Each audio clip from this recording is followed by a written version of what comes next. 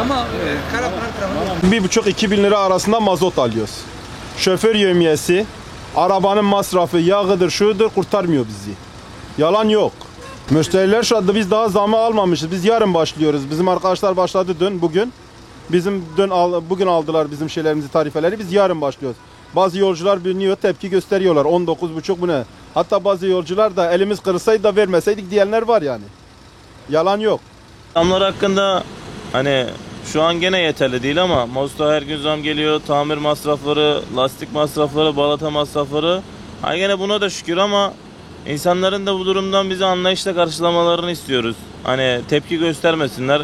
Biz de malum trafik, stres, dakika uğraşıyoruz yani. İnsanlardan ricamız biraz anlayışlı olurlarsa seviniriz.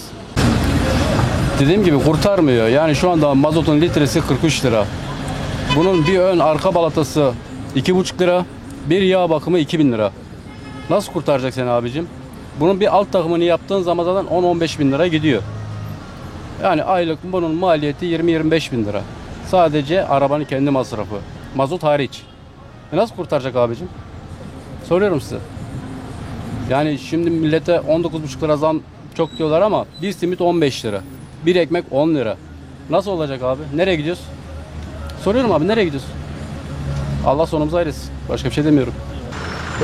Buna zam geldi. Hemen arkasından mazota zam geldi. Ne anladım bu işten? Bu yükseliyor, bu da ona peşine gidiyor. Ne yapacağız?